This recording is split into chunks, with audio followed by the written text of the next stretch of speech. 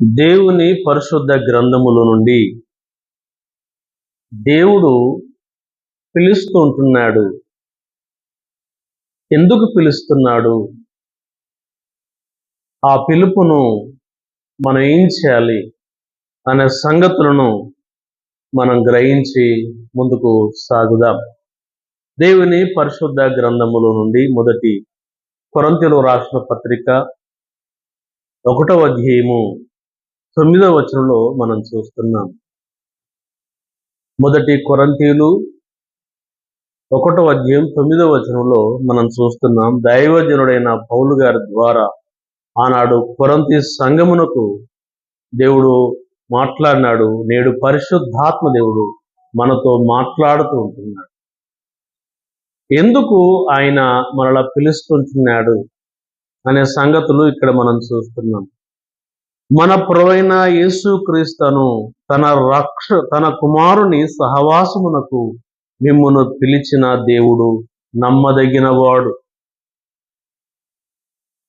కనుక ఇక్కడ మనం చూస్తున్నాం, ఎందుకు పిలుస్తున్నాడు దేవుడు అనే సంగతులు చూస్తే ఆయనతో సహవాసం చేయాలని, ఫ్రెండ్షిప్ చేయాలని ప్రభు పిలుస్తున్నట్లు ఇక్కడ మనం చూస్తుంటున్నాం.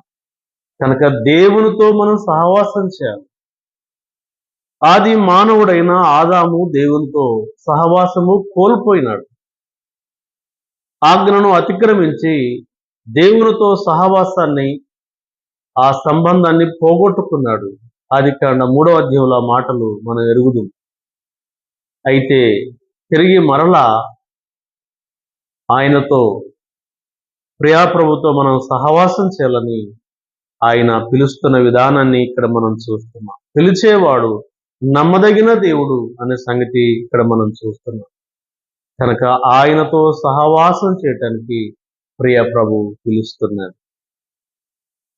రెండవదిగా మనం చూసినట్లయితే అక్కడే ఉంది మొదటి 2 వచనాలు. దేవుని సంఘమునకు అనగా క్రీస్తు యేసునందు పరిశుద్ధ పరచబడిన వారై పరిశుద్ధులుగా ఉండుటకు ప్రియాప్రభు మరలా పిలుస్తుంటున్నారు. ఒకటి, ఆయనతో సహవాసం చేయట కొరకు ప్రియాప్రభు మరలా పిలుస్తున్నాడు. రెండవదిగా మనం చూస్తున్నాం, ఎందుకు పిలుస్తున్నాడంటే ఆయన మనం పరిశుద్ధులుగా ఉండాలని దేవుడు కోరుతుంటున్నాడు. నేను పరిశుద్ధుడను గనక మీరును పరిశుద్ధులై ఉండుడని లేవి 19:2లో మనం చూస్తాం. కనుక ప్రభు పరిశుద్ధుడు, మనం కూడా మన జీవిత కాలం అంతా పరిశుద్ధులుగా ఉండాలని దేవుడు పిలుస్తుంటున్నాడు. మూడవదిగా మనం గమనించినట్లయితే మనము ఎవరికి బానిసలుగా ఉండకుండా స్వతంత్రులుగా ఉండాలని ప్రియ పిలుస్తున్న విధానాన్ని మొదటి కొరింథీయులు 6:12 అలాగనే గలతీ 5:13లో ఆ మాట మనం చూస్తాం. ప్రభుకు మనము ప్రభు సన్నిధిలో మనము స్వతంత్రులుగా ఉండాలని, ఎవరికి బానిసలుగా ఉండకుండా ప్రభును హానుకొని హత్తుకొని జీవించాలని అక్కడ మనం చూస్తుంటున్నాం. నాలుగవదిగా మనం గమనించినట్లయితే ఎందుకు ఆయన మనలా పిలుస్తున్నాడంటే ఆశీర్వాదమునకు మనము వారసులుగా ఉండాలని ఆయన పిలుస్తున్నాడు లేదా పిలిచినాడు అనే సంగతులు మొదటి పేతురు రాసిన పత్రిక 3వ అధ్యాయం 9లో ఆ మాట మనం చూస్తాం. మనం ఆశీర్వాదకరంగా ఉండాలని, మనలో ఆశీర్వదించాలని ప్రియప్రభు పిలుస్తున్నాడు. నువ్వు జాగ్రత్తగా ప్రభును వెదికినట్లయితే, ఆయనను బతిమాలినట్లయితే, అదిగో సర్వశక్తుడగు దేవుడు నీ మీద శ్రద్ధ నిలిపి మొదట నీ స్థితిగతులు కొద్దిగా ఉండను, నీ నీతికి తగినట్టుగా నీ నివాస స్థలమును వర్ధిల్లు చేయను, అప్పుడు నీవు మహా అభివృద్ధి పొందుదు అని యోబు గ్రంథం 8వ అధ్యాయము 5, 6, 7 వచనాల్లో ఆ మాటలు మనం చూస్తాం. కనుక మనం ఆశీర్వదింపబడాలని, మనం ఉన్నతమైన స్థితిలో ఉండాలని దేవుడు పిలుస్తున్న విధానాన్ని ఇక్కడ మనం చూస్తాం. 5వదిగా మనం గమనించినట్లయితే మరి ప్రియా ప్రభు ఎందుకు మనలను పిలుస్తున్నాడంటే, తన కుమారుడైన క్రీస్తు ప్రభు గుణగణ లక్షణాలను మనం ప్రకటించటానికి ప్రభు పిలుస్తున్నాడు. చీకట్లో ఉన్న మనలను తన ఆశ్చర్యకరమైన తన వెలుగులోనికి మనల్ని పిలుస్తున్నాడని 1 పేతురు 2:9 మనం చూస్తాం.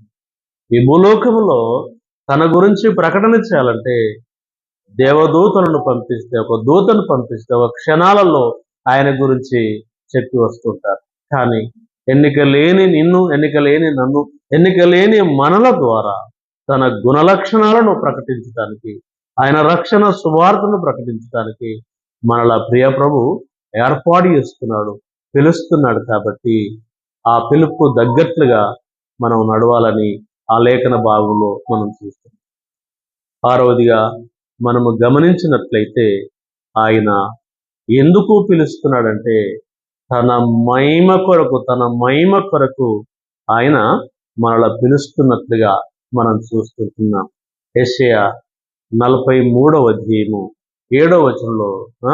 తన మహిమ కొరకే మనల తయారు చేసుకున్నాడు, తనను మహిమపరచుట కొరకు మరి ఆయన మనల పిలుస్తున్నాడు. స్తుతియాగం అర్పించేవాడు నన్ను మహిమ పరుస్తున్నాడని కీర్తన 50:23 మనం చూస్తున్నాం. కాబట్టి ఆయనను మహిమపరచవలసిన అవసరత మనకు ఉంటుంది. 7వదిగా మనం గమనించినట్లయితే మనము ఆయన సొత్తుగా ఉండాలని, ఆయన ప్రజలుగా మనం ఉండాలని ఆయన మనలా పిలుస్తున్న విధానాన్ని అదే మరి యెషయా గ్రంథం 43:1 మనం చూస్తున్నాం. పేరు పెట్టి పిలుస్తున్నాడు, నీవు నా సొత్తు అంట. కనుక ప్రభు సొత్తుగా మనం ఉండటానికి ప్రియ ప్రభు పిలుస్తున్నాడు. ఆయనను మహిమపరచడానికి పిలుస్తున్నాడు, ఆయనను ప్రకటించడానికి పిలుస్తున్నాడు, ఆయన ఇచ్చే ఆశీర్వాదం పొందటానికి పిలుస్తున్నాడు, మనం స్వతంత్రులుగా ఉండటానికి ఆయన పిలుస్తున్నాడు, ఆయనతో ఫ్రెండ్షిప్ కలిగి ఉండాలని పిలుస్తున్నాడు, మనం పరిశుద్ధులుగా ఉండాలని ఆయన పిలుస్తున్నాడు. కాబట్టి ఆ రీతిగా మరి ఆయన పిలుపుకు తగ్గట్లుగా, ఆయన పిలుపును చులకన భావనగా మనం చూడకుండా ఆయన పిలుపుకు తలొగ్గి ఆయన చెప్పినట్లు మనం చేద్దాం.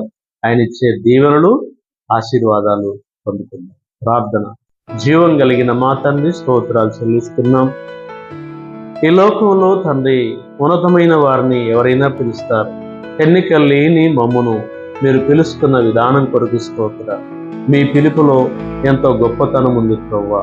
మీ పిలుపు మీతో మేము సహవాసం చేయాలని, మేము పరిశుద్ధంగా ఉండాలని, మేము స్వతంత్రులుగా ఉండాలని, అదిగో మీ నామాన్ని ప్రకటన చేయాలని, మీ మహిమ కొరకు మేము ఉండాలని, మీ ఇచ్చే ఆశీర్వాదం పొందుట కొరకు, మీ సొత్తుగా ఉండట కొరకు మమ్మల్ని పిలుస్తున్న మా ప్రభువా స్తోత్రాలు.